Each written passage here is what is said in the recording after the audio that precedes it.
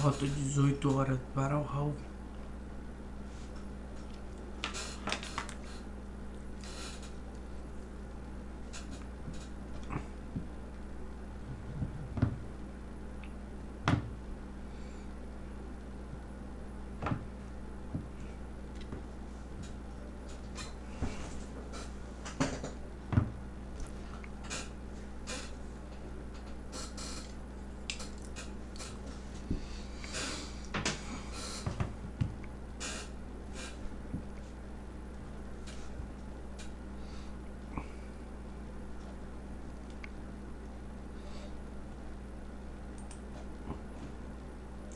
Vamos dar uma marcada aqui.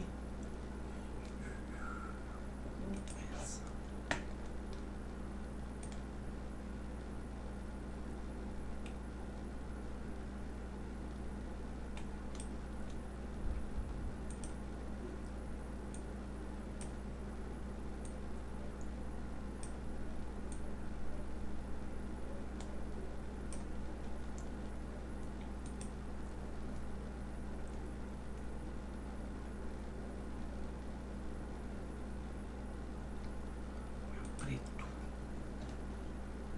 Põe um bichinho.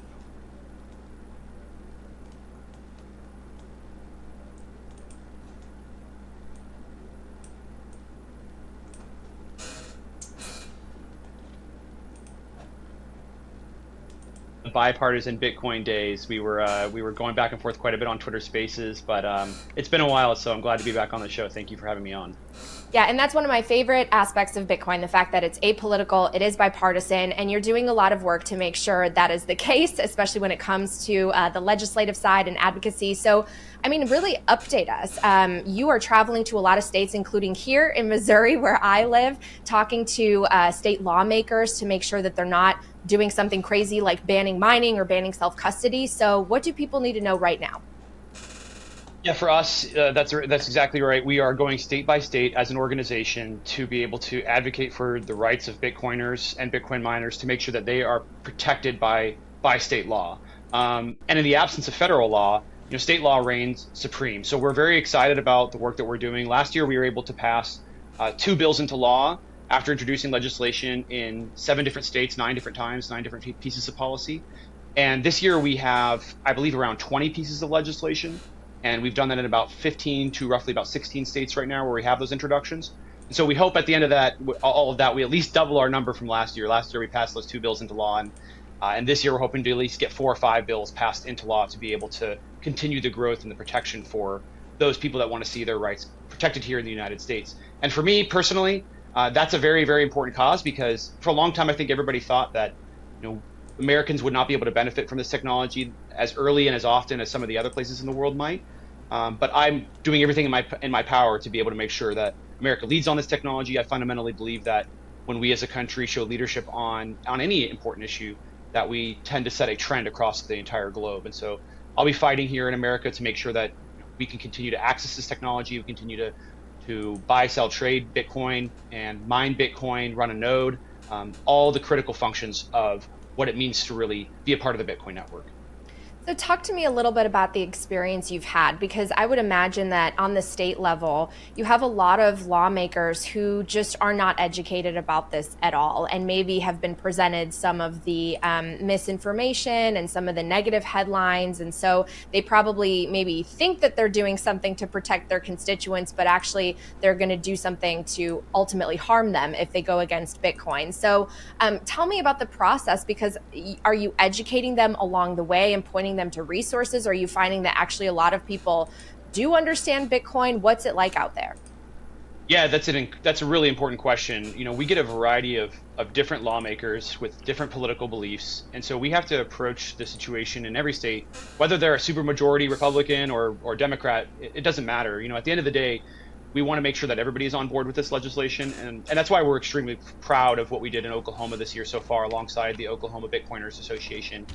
In that state, our bill just went through the House and it passed 81-1. So you had Republicans, Democrats, people from all across the political spectrum participating and voting in favor of that legislation, and that's really, really where we want to see these things take place. And what was that legislation? Oh, so that bill is a bill to protect fundamental Bitcoin rights. Okay. It has a couple of different names. I love to call it the Digital Bill of Rights. Ultimately, that bill that protects Bitcoin users and their ability to buy, sell, trade Bitcoin. It protects their sovereign right to run a node. It allows them to be able to mine Bitcoin without very specific forms of discrimination that we've seen taking place across the country.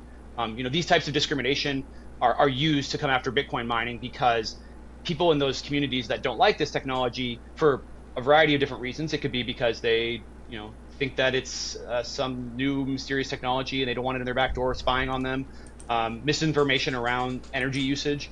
But instead of going and having a conversation about how can we help integrate this successfully into the communities, they will sometimes, not all the time, but sometimes they will find ways to discriminate against Bitcoin miners. And those three ways really are rate discrimination. So they'll find ways to increase rates on miners in a discriminatory fashion. It's also discriminatory zoning practices and discriminatory noise ordinances. And we're all for regulation and making sure the industry matches what other industries are doing. We just don't want to see targeted discrimination against Bitcoin mining for obvious reasons, because I'm a big fan of Bitcoin, but also because Bitcoin mining as a technology, as you're aware, and probably a lot of your audience is aware, at this point in where we are with Bitcoin, everybody understanding the potential of the technology, but Bitcoin mining is a very powerful tool for balancing the grid. It's an extremely powerful tool for mitigating methane emissions. And if you're pro wind and solar, you're a big fan of green energy. I mean, there's no better technology on the world today that can help balance the grid in a way that green energy needs on the other side of the coin. So we want to make sure that this technology continues to flourish. The education gap really lies just on the potential of the technology. People hear a lot about Bitcoin, they hear a lot about crypto, blockchain, distributed ledger technology. It's hard for lawmakers to really decipher the difference between Bitcoin and everything else out there. And so we tend to take a pretty tech neutral approach with our policy. You won't see it mention Bitcoin over and over and over again. Ultimately, the reason why is because it's hard to have that conversation within 5 minutes. You go into a lawmaker's office, you have about maybe 2 minutes to convince them to participate in the bill and be supportive. And so generally what we're doing is we're trying to de-risk that bill, de-risk the potential attack vectors that they could take, or misunderstandings, because if someone does misunderstand something or doesn't feel comfortable with something, they're not going to vote in favor of it. And so we tech neutral our policy, but we get in the door and we have these conversations with folks, and it allows us to have that true education. In fact, there was just a lawmaker I spoke to recently, and one of his friends had said, after having to focus on this bill, he started watching YouTube videos. He said he watched 50 different YouTube videos about Bitcoin, and now he's all in on Bitcoin because for him, one of the big things was property rights. And as you know, and many others know, Bitcoin is one of the most powerful technologies on the planet for protecting property rights. So anyways, I'm rambling there a little bit, going on, but there is a lot of education taking place. We're having a ton of success on the left and right-hand side of the aisle because there's something there for both sides. And we're excited to continue to keep educating these lawmakers so that, for us, we can see the United States be the best place in the world to be a Bitcoiner and a Bitcoin miner. Coin Stories is brought to you by BitDeer, where the power of Bitcoin mining is at your fingertips. As a publicly traded leader, BitDeer's global reach and scale means they're everywhere you need them to be, ensuring you're part of the thriving Bitcoin economy. BitDeer's not just mining, they are industry pioneers, and BitDeer stands alone as the only vertically integrated, technology-focused Bitcoin mining company. What does that mean? Well, they're not just deploying, but developing the latest tech to make Bitcoin mining more efficient and effective. With the industry's most experienced leadership team, innovation is in their DNA, and it shows, with a quarter of their workforce dedicated to research and development, pushing the boundaries of what's possible in Bitcoin mining. Now they're leveraging years of expertise in data center and cloud management into high-performance computing through a recently announced partnership with NVIDIA. Join BitDeer in reshaping the world of Bitcoin mining. Learn more at bitdeer.com and explore how they are pioneering the future today. I want to talk about protecting the right to self-custody and protecting Bitcoin mining. Let's actually start with mining because there's been some, legislation thrown out there, especially on the federal level, that would be very, it would basically turn miners into brokers, right? They would have to present all of this information, collect data. So can you tell us a little bit more about that? What are the risks there, and how is the progress with making sure that Bitcoin mining is protected here, since we are, I think, the leader still around the globe after the China mining ban? Yeah, that's correct. By far and away, the United States is a leader in hash rate and in Bitcoin mining, and I hope to keep it that way. I want to make sure that all the innovation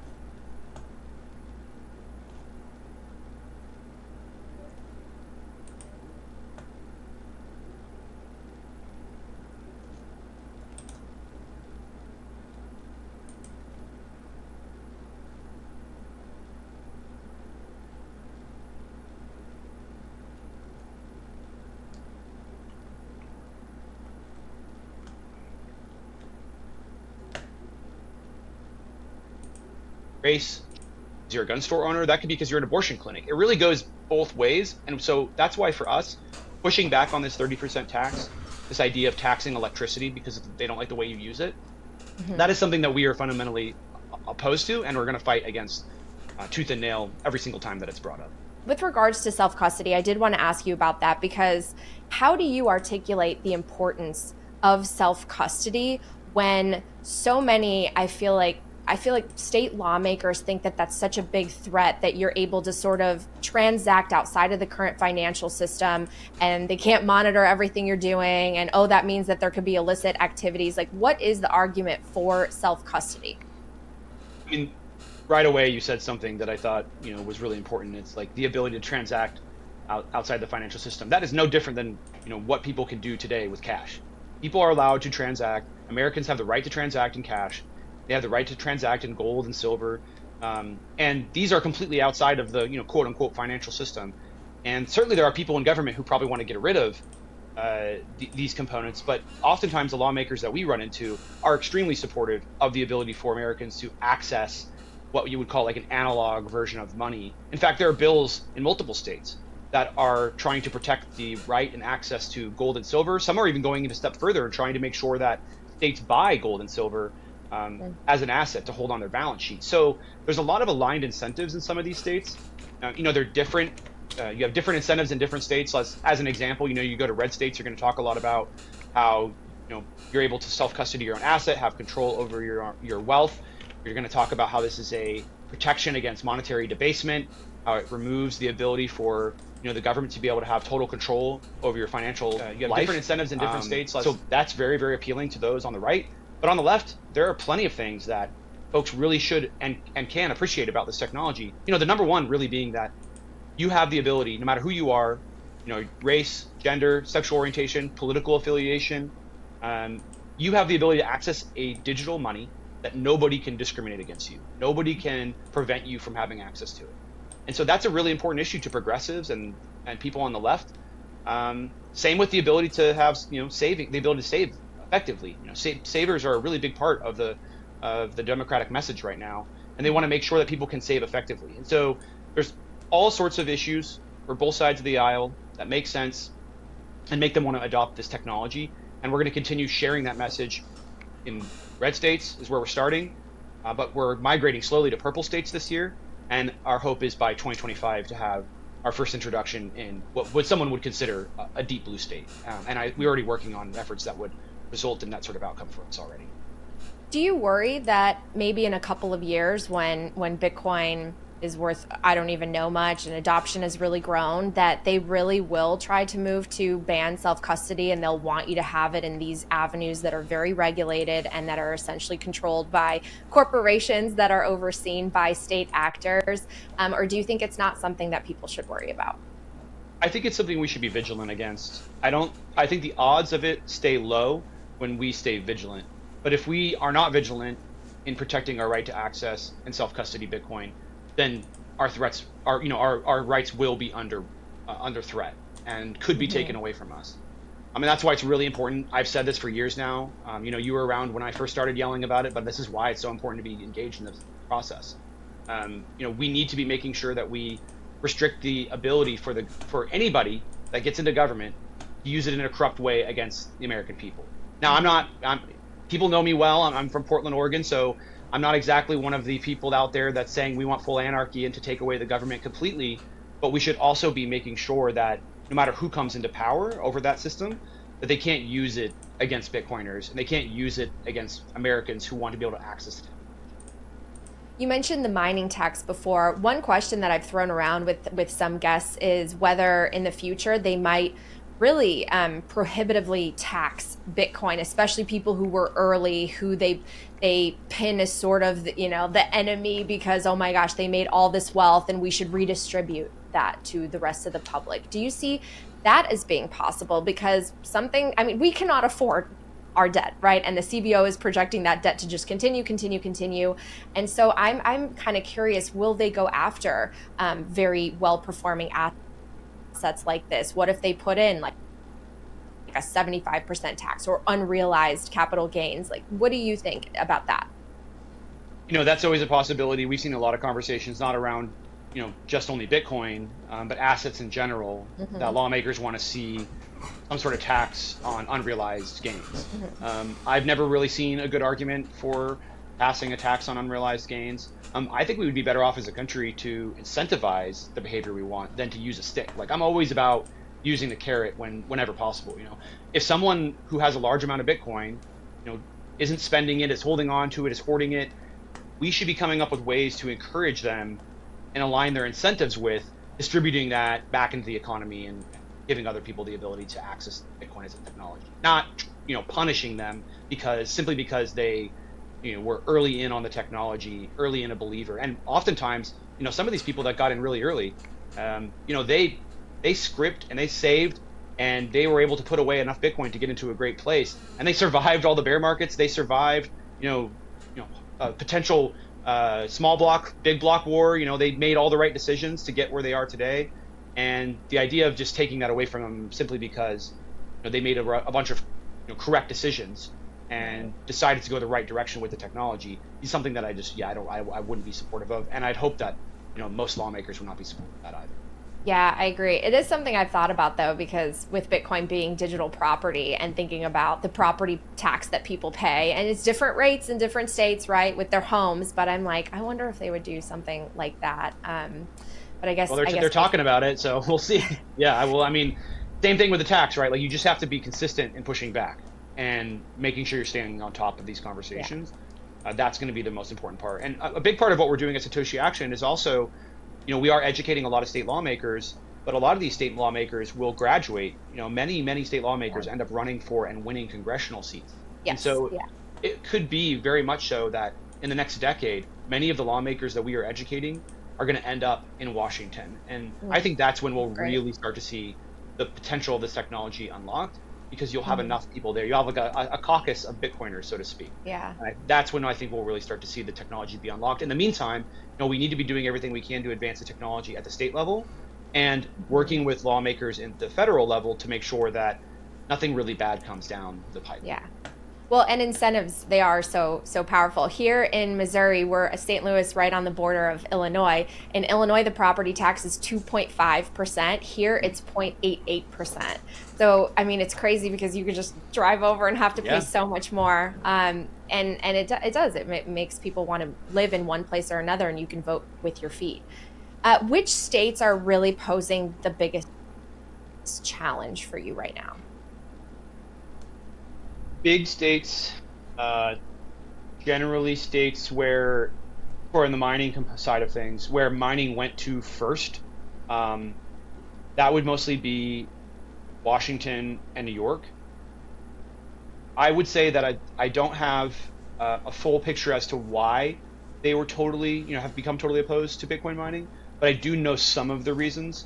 And one of the main things that we've discovered at Satoshi Action is we've gone across the country, state by state, is there are varying opinions in state legislators and at the local level surrounding the Bitcoin mining technology. And I think it derives from their experience directly with Bitcoin mining.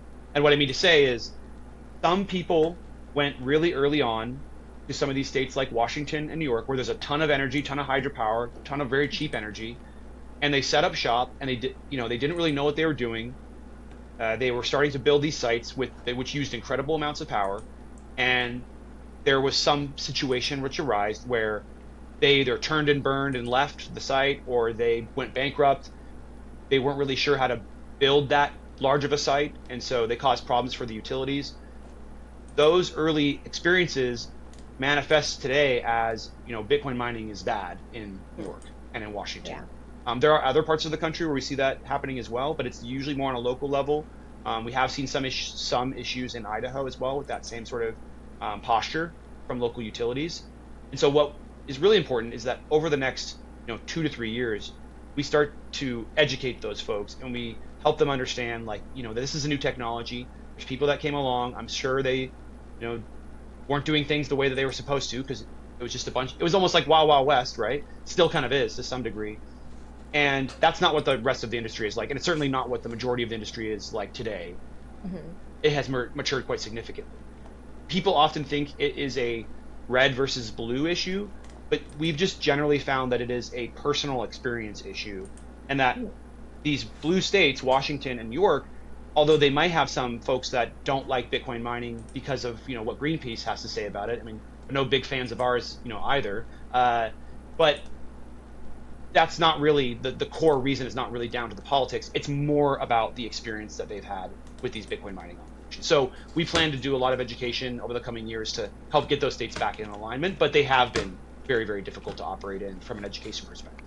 It's time for a quick break to hear these messages from my partners who make this podcast possible. First up, Bitcoin 2024, the world's largest Bitcoin conference, is coming to Nashville this July.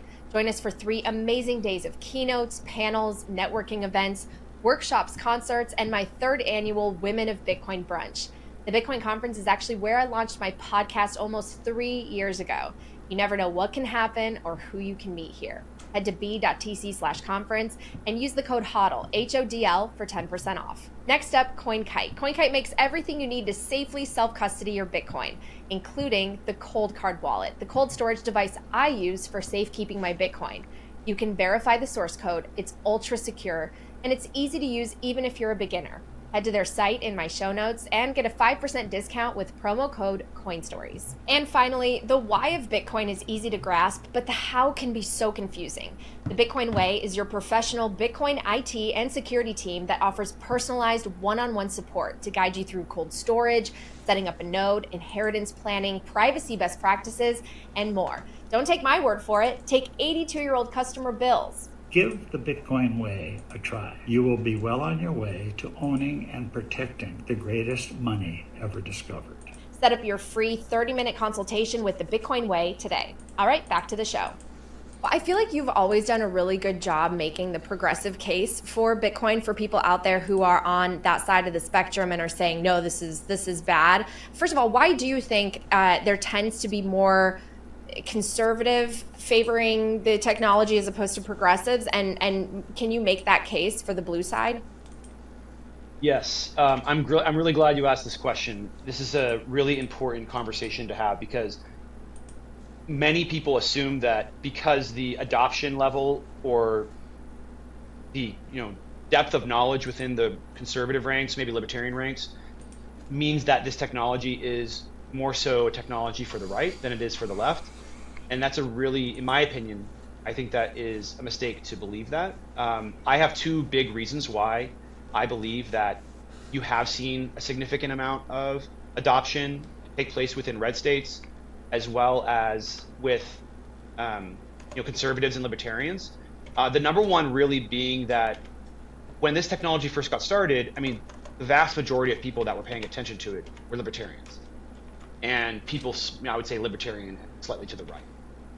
And as the technology began to grow and flourish, all of the initial proponents, I guess, the early prophets of Bitcoin, when it first got started, I mean, the vast majority of people were all libertarian and conservative. And so when they went out into the community, what were they saying about the technology? They were saying things that were in alignment with their worldview and how they viewed Bitcoin. So you saw a quick adoption amongst their colleagues, so to speak. And you saw a lot of conservatives and a lot of libertarians on board the technology. On the other side of the coin, we haven't really seen that take place yet within the Democrat Party, with progressives, liberals, although that is changing, with books like A Progressive's Case for Bitcoin, some of the work that I have done educating Democrat lawmakers, as well as a variety of other people and groups that have worked on this. It's when we get in the door and we have the conversation about why they should view Bitcoin as something that's in alignment with their progressive values, they're like, wow, I had no idea. And they totally get it. They're like, I'm shocked. They're like, I just never read about it. I never knew about it. And so it doesn't take long. We're not working on, I've met a lawmaker and within one meeting, a very, very liberal Democrat lawmaker, and within one meeting, they're like, wow, this is incredible technology. The problem is they're just not having those conversations because there was no early mass adoption amongst liberals and progressives for them to have that conversation. So I think there's just a lag. There is a little bit of a lag time there because of that. My second kind of theory, and this is of course my opinion, is that Bitcoin is very status quo shifting technology. It disrupts power. It disrupts people's control. It disrupts the control over the money printer. and it forces lawmakers to be more beholden to the voters and to be more responsible. And so whoever's in power, they have control over that, what you could call a corrupt system. And when they're in power, they don't want anybody to mess around with that system. They want that system to stay intact. They want to maintain the status quo. Well, when little old Bitcoin comes along and says, I'm going to disrupt the status quo, the people in power tend to say, I'm not really super into that right now. Maybe we can hold off for 4 more years and we can do that the next time around. And so I think if and when you see an administrative change away from the one that we have today, and that could literally mean a different group of people that are Democrats coming into power. But I more specifically mean, let's say we switch to a Republican administration, all of a sudden it could become more rational for Democrats to say, well, maybe we do want to disrupt the status quo. So I think that, generally speaking, my theory is that early adopters were libertarian and conservative, like the very, very early ones. And that led to a lot of conversations happening to their peers, which resulted in more Republicans and libertarians being the second wave of adoption. And also, I think the other part is that you have a party in power which doesn't want Bitcoin to disrupt its power. And I think that until that party, the Democrats, are out of office, that you won't really see a true renaissance of adoption and education amongst Democrats, because they don't want their power to be disrupted. I hope that there's a long, dual case for why I believe that's true. But regardless, I have spent a large chunk of my time educating liberals and progressives about the potential of the technology. I still have tons of conversations with conservatives. I grew up very conservative. My parents took me on the mission field when I was 16. I spent 3 years in Juarez, Mexico, talking to a variety of different people who had a very different experience in life than myself. I was my first experience also with currency debasement, because I saw the peso lose value to the dollar and go from 1 to 10 trade to 1 to 20 trade. I don't know where it's at right now, but that was a pretty significant change in a short period of time. And I just saw the impact that it can have to not have access and not be able to, remit money without having to pay these large fees. But regardless, needless to say, I've spent a lot of time on the conservative side. I even went to Bible college when I was young. So I have this ability, really unique ability, as someone who's from Portland, Oregon, grew up as a conservative, to speak really effectively to both sides of the aisle. And I've done that effectively with conservatives in red states, and now we're seeing a lot of that happen again in blue states and Democrats. And I'm really excited about where we're going as a country, because I think if we really want to see Bitcoin succeed in America, we want both sides working together. Now, 50 years down the road, we might start disagreeing over how we use Bitcoin, but we need to get to a place where we all agree that we should use Bitcoin, and not where we are today, where 50% of the country, it feels like, says we shouldn't use Bitcoin. You have one side saying we should, one side saying we shouldn't. We should have 100% saying we should, and then disagreeing over how we do that. Yeah, I think a lot of people are just craving more unity, less division, and I've been disillusioned by politics. It's crazy. I don't know if you feel this way at all, but now when I watch political news, and I still consume a lot of news since that's my previous industry, I just can't help but link every single story back to money, broken money, and how if the people arguing about all the symptoms just understood money and economics and Bitcoin, that this would be a completely different conversation. And you can literally apply Bitcoin and this greater mission that we are on to all of the broken things that we're witnessing in society. And so that does really actually get me revved up and feeling positive about the future, because if I didn't understand Bitcoin or it didn't exist, I would look to the future as one with very little hope, because we have grown so polarized and just hating one another when we used to be neighbors. And I don't think we do have that much that we disagree on. A lot of it's turned into a lot of social and identity things, but at the core, I think it's because people are crying out. They can't even survive, the cost of living, and they don't know who to place blame on, and everything's turned more political than I think it should be. Do you agree at all? Oh, absolutely. Yeah, I couldn't agree with you more. And I also felt the same pre-discovering Bitcoin. I was very doubtful about the future. Some people would call it nihilism. To some extent, you could say that was true, where it was like, just go out and take care of yourself and don't worry about anyone else, because it's a dog eat dog world type of mentality. I've always cared about others, but it's sort of that, just the society that we're in reinforced this idea that you should take care of yourself and worry about others later type of situation.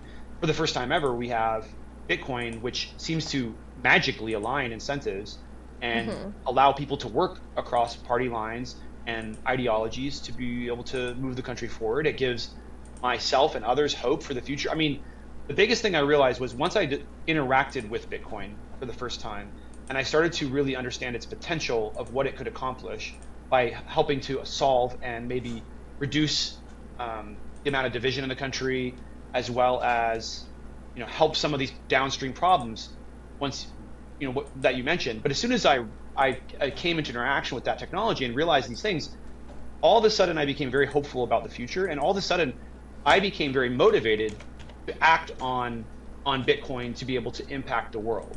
I started with I tried to make my own app. That miserably failed. I tried to mine Bitcoin. You could somewhat failed at that as well.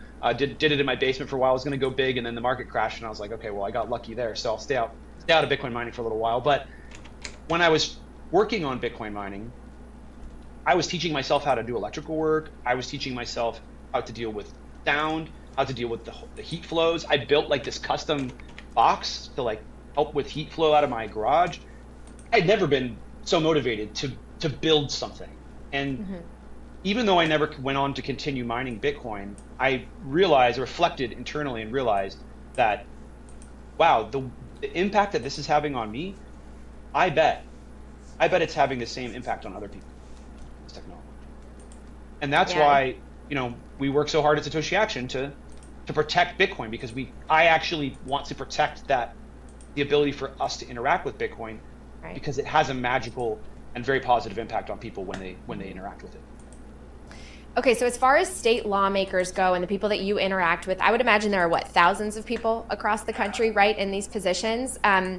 What percentage would you say understand Bitcoin? Oh, that's a very low number. So really? Understand Bitcoin. This is the key word you said. Understand Bitcoin. Yeah. I mean, very few people. Everyone knows about it, has heard about it, right? So, but understands it.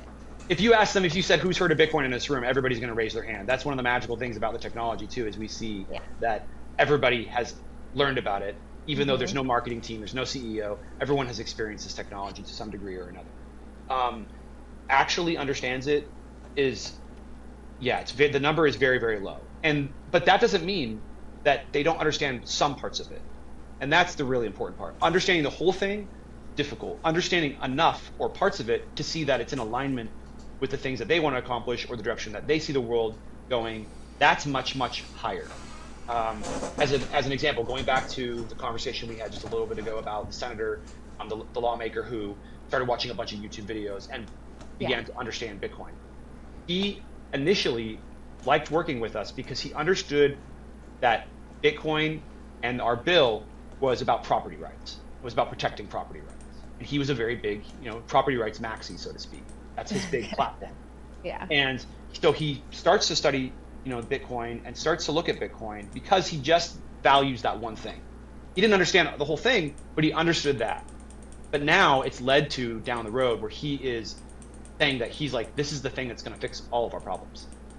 And when I heard that, I was property rights maxi. I'm a property rights maxi. That's I like that. Yeah. I mean, we all should be, right? But at the end of the day, that one reason, that one thing that he cared about, let him take a look at Bitcoin a little deeper. And when he looked a little deeper, he realized what you said earlier, that this fixes a lot of the downstream problems that might create. In terms of resources, what have you received the most positive feedback on when these lawmakers are going on their journeys to learn about Bitcoin? This senator went on YouTube, right? Are people responding to specific books, specific places you said? I mean, what's doing an effective job teaching them, and how can we lean more into that? We need a lot more resources for lawmakers. We have some, it's hard to really also point people in a specific direction and know that you're going to get, the outcome that you want. Certainly there are tons of podcasters, yourself, and others who are good message bearers for the space that we can send lawmakers to. But at the end of the day, the thing that makes the biggest difference for them is when you have people on the ground educating. So we very much like to show up and have conversations in person because it's very hard to navigate, their worldview and how to link the positive things that they want to see in the world to Bitcoin without kind of being there and really like feeling the conversation out. Because within like 2 minutes, if you have the right conversation going, within a couple minutes, you can link Bitcoin to a number of different things that you care a lot about pretty effectively. But it's hard to do that with, without being in person. Another example is like we create one-pagers, really, really good one-pagers that outline the potential of the technology and why we're protecting it. And we make them for different groups. And there was one time when I took one to a lawmaker, Democrat lawmaker, and we sat down and we were talking, and he just kept looking at the one-pager and reading it. And I was really surprised how engaged he was with the one-pager. And then about halfway through the conversation, he just slams his finger down. Make them for different groups. And there was one time when I took one to a lawmaker, Democrat. Interested. This is why I am wanting to learn. And he's like pointing at the sort of the points that we laid out. But it's that one-pager combined with the back and forth conversation. The technology is so complex. This trying to explain Bitcoin to people is like trying to explain how the internet works, how money works, and how energy works all in one. And it's very hard to traverse those different issues. But given that that's my career, to understand how to talk about Bitcoin to lawmakers, I've been, and because of the education that I've had since 2017 when I discovered Bitcoin, I am able to kind of go in there and I know kind of where they're going to lean, and then I like hyper focus in on those areas where I believe that they're truly going to see the value of Bitcoin, and then we get to have this like back and forth conversation. That situation, if I get them there, 9 times out of 10 they're getting on board. But that's hard to get to that point where they're trusting you enough to have that conversation. Totally. And really, I think our ultimate goal is just to at least spark enough curiosity that they go on that path alone, because they won't learn it all in one page or one podcast. And you're right, everyone really learns differently. That's why I wanted to ask the question, because some people, I've pointed to the Bitcoin standard and fiat standard, which did a world of a difference for me. Some people find that to be maybe too academic. For other people, maybe it's Bitcoin and the American dream. For other people that maybe have more of a technical background, it's it just really depends on the person. Honestly, it would be so great to have just one book, but you have different covers. It's the same book, but it's like Bitcoin is for Republicans, Bitcoin is for Democrats, Bitcoin is for boomers, Bitcoin is for millennials. But like secretly, so they get excited about the cover page, right? But then they read it and all of them are the same book because it's for everyone. That's actually a really good idea. That would work much better than you like. Well, you clearly are thinking it'll work well, but it'll work much better than I think others would believe. There's something about when you can, that first introduction, when you first present something to someone and it's like packaged in a way that is in alignment with their worldview, they're so much more receptive to it. So, we find this to be true even with the packaging, but really the content. Like, I'm going to work on this. There's an idea here. Okay, well, as we start to wrap up, what else do you want to share? Anything else that if people who are in different states, you mentioned some of the ones that are more challenging, how they can maybe step up and help? What do you want people to know? Absolutely. If you do want to come help, as a quick note, we do have a volunteer sign up. You go right to our website, satoshiaction.io, and you can sign up to volunteer. We often do call on, there's a lot of different states, so it's, we might not call on you for a while, but we do often very much so call on volunteers to help testify, to help do constituent days where they fly in, to educate lawmakers, to help write letters. It's a big thing for us. We've produced thousands of letters to lawmakers via like helping people kind of send those messages to lawmakers. Yeah, the other things that we are working on that I think are really important also are our Bitcoin ETF resolution. So this is a little lesser known project that's a little newer, but you will see it popping up across the country. In fact, Arizona was the very first to pass it through the Senate FICO committee and then also through the Senate floor, and it passed on the Senate floor. It's a resolution to push state pension funds to invest in the Bitcoin ETF. We want to see the underfunded become funded, so to speak. We want to see that these pensions take a serious look at Bitcoin. We tried, as you know, I tried in the past to get states to legalize Bitcoin as legal tender. I've tried to get states to add Bitcoin to the balance sheet. Those things are a bridge too far at this point of where we are right now. But we do have this really great new opportunity to help state pension funds see the value of adding Bitcoin to their portfolio. A lot of these state pension funds, they already buy ETFs from some of the issuers, in fact. And so we're really just saying, hey, there's this new product from someone you already trust. It's very similar to other products. Yeah. Would you be interested in adding some of it to the balance sheet? And in fact, also, Bitcoin is a non-correlated asset. So by adding it to your portfolio, your state pension fund, you are de-risking that portfolio. Right. If everything goes to zero, like Bitcoin increases the chances that you won't go to complete zero because of it being a non-correlated asset to things like stocks and bonds. So that's a big effort for us. We're very excited about getting that across in Arizona Senate, and we are going to be working on it in a few other states as well. The big thing I hope that people take away from this conversation is that there is so much potential at the state level.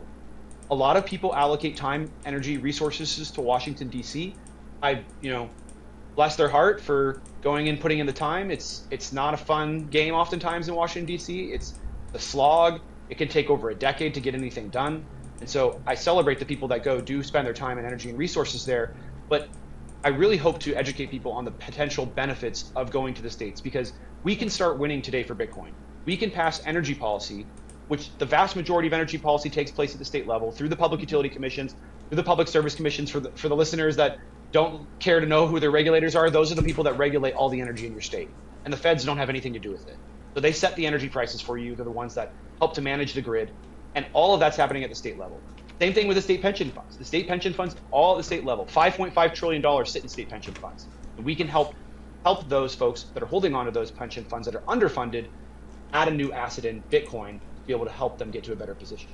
And then on the third one there, when it comes to Bitcoin rights, we want to make sure that states are adopting Bitcoin rights and protecting Bitcoin rights, because we do fear that there is a potential federal attempt to attack Bitcoin rights. And people have often said that, federal law supersedes state law. Technically, that is true. But we also see many instances where states will not help the feds enforce federal law. The 10th Amendment means that you don't have to, as a state, if you're in Missouri and they pass a law to say they're banning self-custody, and you're in Missouri and they say we protect the rights of self-custody, that state cannot help, or will not help oftentimes if there's contradictions in the law, will not help the feds enforce their law. So that means the feds have to show up and go door by door with what police force, right? What resources? So they don't have the infrastructure to be able to go after people. But we do know what happens when state law and federal law align and they want to go after users. We've seen that happen with cannabis. Cannabis was illegal across the entire country at the state and federal level. And we saw the war on drugs absolutely decimate communities. And it was very effective in the sense the police working directly with the feds was very effective in going literally door by door. But what happened when you removed those state laws banning cannabis and you started to see pro-cannabis laws being passed? There's almost no enforcement at all now. 75% of the country has pro-THC laws on the books. The feds still say it's a crime, and we don't see any enforcement taking place. So, although technically some people say federal law supersedes state law, the really important thing is to remember the 10th Amendment. The founders were extremely intelligent and had a ton of foresight when they put the 10th Amendment in place and said that the states do not have to use their local police force to enforce that federal law if they don't want to. So we're going to do everything we can, everything in our power to make sure that we avoid the war on Bitcoin, a war on drugs situation where those two things are aligned. And we want to make sure that the folks at the state level can continue to access the technology for decades to come, regardless of what Washington D.C. does.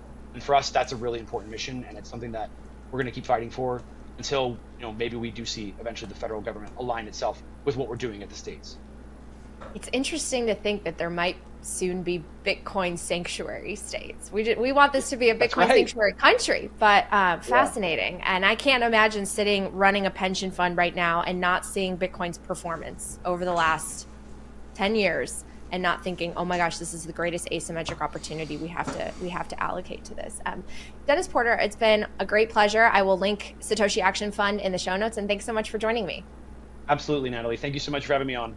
Thank you so much for checking out this episode of Coin Stories. If you're listening on the Fountain app, you can show your support and share your thoughts by sending a boost. Last month's top episode on Fountain was with Michael Saylor, and I had @Joe Martin Music boost 1,000 sats to say Sounds like Sailor is describing Noster when talking about identity. Is he purple pilled yet? Well, if you're asking if he's on Noster, yes, he is at Sailor. I love reading and replying to your boosts. So download Fountain on iOS or Android today and make sure you subscribe to Coin Stories. This show is for entertainment and educational purposes only. Nothing should constitute as official investment advice. You should always do your own research. My inbox is open if you want to share feedback or guest suggestions. Just reach out at natalie@talkingbitcoin.com. I'll see you next time.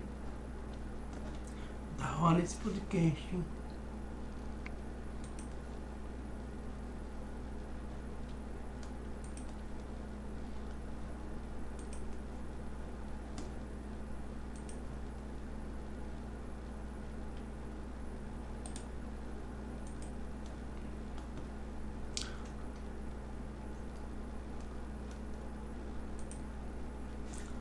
Como que tá o Bitcoin?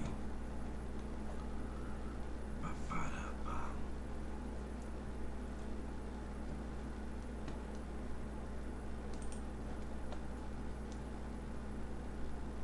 Deu uma caidinha.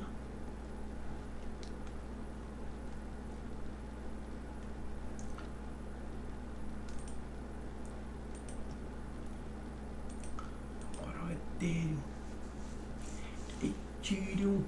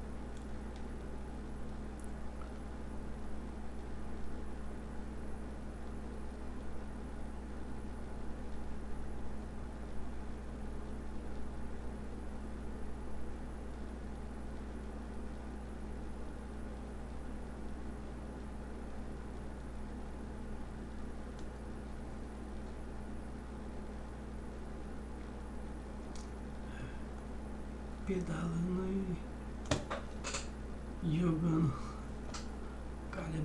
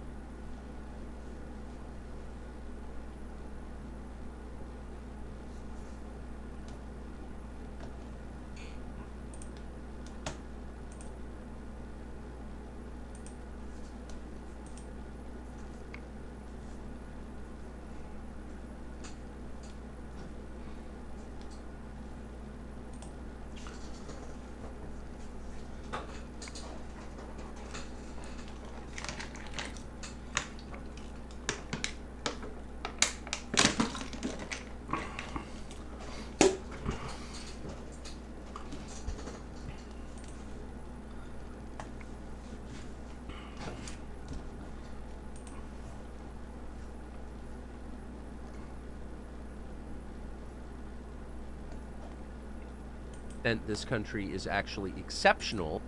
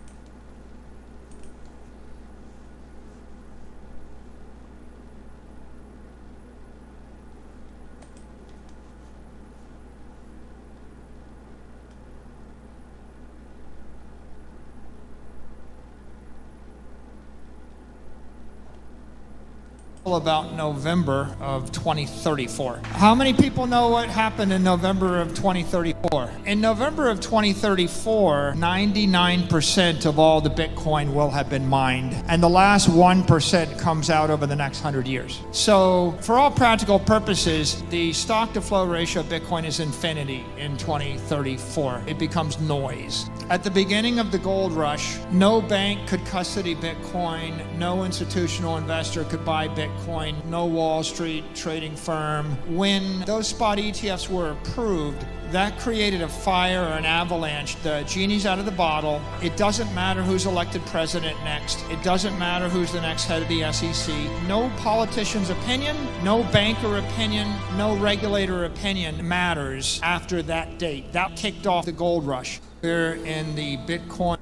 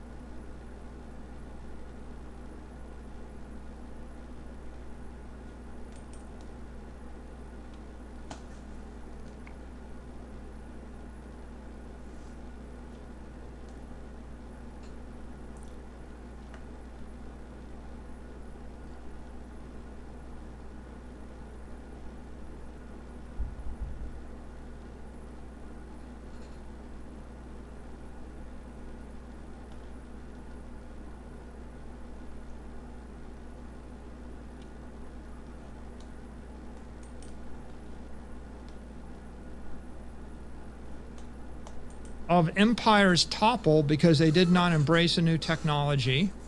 You know, the Romans needed the Etruscans to whiff, you know, and for the Greeks to take their eye off the ball, and then, you know, one thing leads to another.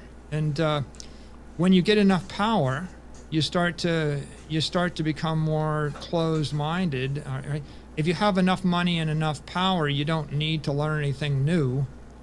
What we see going on right now is every single powerful person in the world is asked the question, what do you think of Bitcoin? Everybody. The premier of Russia, every world leader, every major investor, every major influencer, everybody's got to have an opinion. Ask yourself the question, how many of them spend 100 hours studying Bitcoin to form an opinion? I don't think there's a single person with a negative opinion that spent 100 hours studying it. I don't think you're out on the limb there. I just think the world's full of people that they haven't spent 10 hours studying it.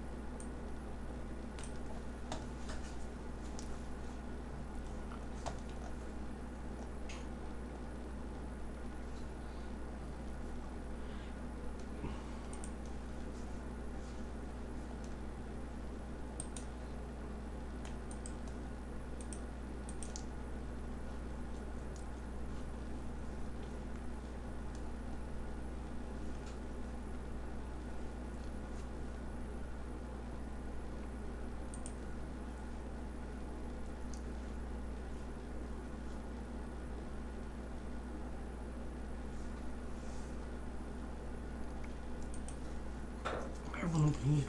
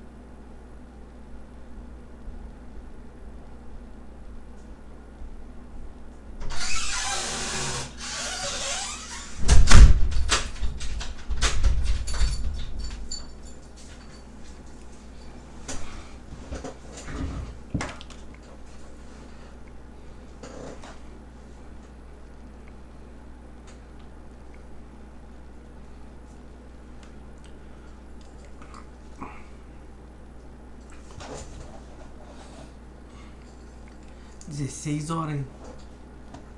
Vai.